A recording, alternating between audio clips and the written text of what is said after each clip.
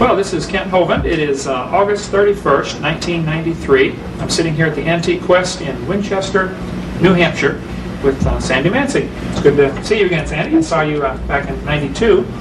And Sandy is the one that saw Champ. Her picture appears on the cover of the book by Joseph Zarzinski. This took place. Why don't you tell us when it was and where you were and just a little bit about it? I was in Vermont, on the Vermont side, and my husband, well, we weren't married at the time, my fiance and my children, we were exploring the lake. I grew up in that area.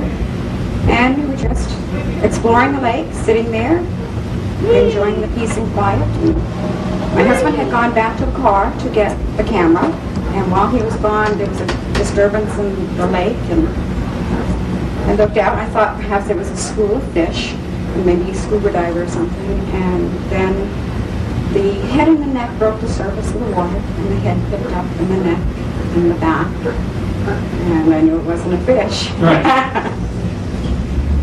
Well, great. And some people said I heard somebody told you that they thought maybe it was a duck. It's about a 2,000-pound duck. A 2,000-pound duck. When we were at the church, when you came to hear me speak up in wherever that was, New Hampshire, Dublin, New Hampshire, I had all my dinosaurs on the table, and you immediately picked out this one as Champ, but you said it was a little different, what you saw. Yes, what I saw is the neck was not near as long, and the head is shaped right, like a horse head, but the neck is not near as long. Okay, now there are 3 or 4 different types of swimming dinosaurs that bones have been found of. There's the chronosaur, which has a huge neck, the plesiosaur, which you're holding, and then there's the elasmosaur.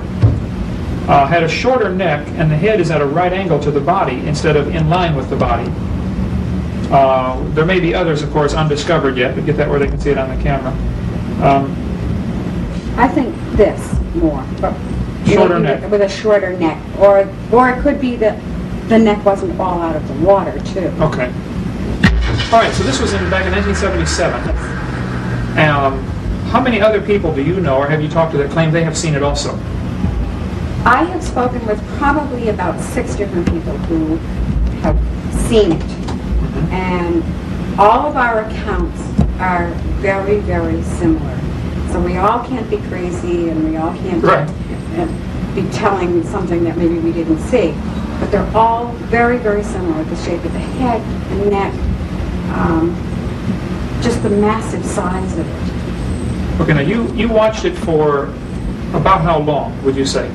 Probably from the time the disturbance until it went back down, maybe 8 minutes, 10 minutes. 8 to 10 minutes, okay. And you told me the last time we talked, about a year ago, that when it first came up, it was looking different directions, it was looking around? When it came up, it was facing this way, okay, to me, and when it came up out of the water. And then it looked around, and when I did take the one snapshot, it was getting fidgety. It was getting a little more movement to it, and it had turned its head to look over its back, and that's when I got the snapshot. And then it turned, and then it went down, and it started going down like this, and then it put its head down under the water. After it was completely under the water, I heard a boat coming. I heard a boat. Didn't even see the boat, but I heard it coming. It knew that boat was coming long before my sense of hearing picked it up. A lot of people that I've interviewed have told me that, like the ones in Africa, the dinosaurs in Africa, the natives claim they have very sensitive hearing, and they'll hear you coming and duck under the water. I've got missionary friends over there that say there are dinosaurs in that swamp. Absolutely. I'm sure of it. God created one. He created many. Sure. And this is something that has to be of creation. It's not something that could have come from an eel or any of that nonsense. And if God can create one, He can create many. Sure, right. Now your picture has, as well as being on the cover of Joseph's book, has been in a number of places. It was in Time magazine, it was in July '81, I think.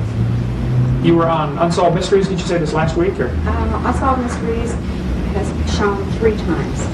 The first was in September of last year, and then Maybe September of '92. Right. Okay. And then recently, about a week or so ago, they had a rerun of it. Oh, okay. So you're a movie star now. No. Well, there are those who teach that evolution is a proven fact, that dinosaurs lived millions of years ago. I, as you know, am very different. I was a science teacher 15 years.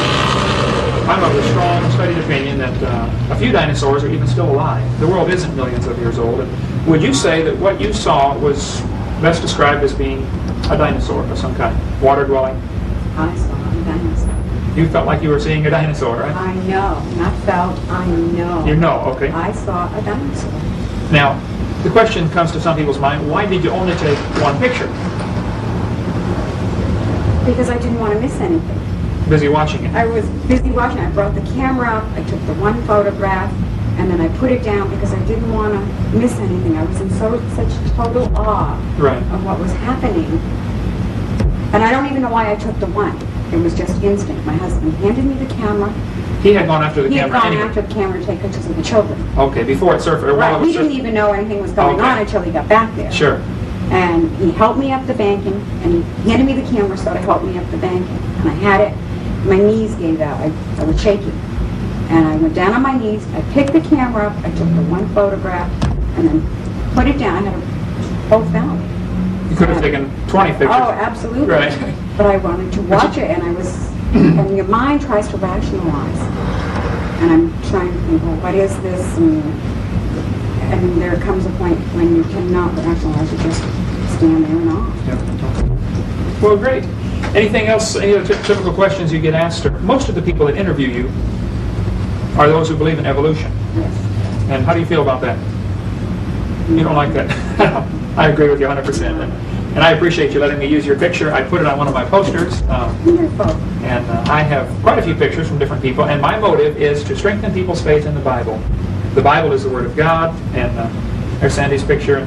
You've been featured in a number of shows and magazines and things like that. And you've lived here how long in Winchester? About 20 years. 20 years. So you had no intention of trying to become a celebrity by photographing Jan. No, as a matter of fact, I really didn't even want to publish. I kept it a secret for 2 years. And then I made them keep it in the scientific world. And I was forced by the media to publish. Mhm. Because they were calling, well, if this exists, why haven't we seen it? And Sure, right. so I was forced to, and that's why I put a copyright on so that I could have some control and some protection as to who's going to use it. Right. Smart. Good move. Now, people have asked me, they say, hey, if there's so many of these creatures, why don't we get more pictures? And I ask them the question, I'll say, have you ever seen a car wreck? And they say, well, sure. I'll say, give me a picture of one as it happens. You never see a picture of a car wreck as it happens, and yet thousands of car wrecks happen. So it's something that's fleeting, it lasts a few seconds, you don't think of taking a picture until it's too late. Well, maybe if you could keep me posted, send me information if you get any more people, because people probably come to you all the time, don't they, and say, Yes. hey, I saw it. Yes. I would like to keep a file of that. Just send me a list. Absolutely.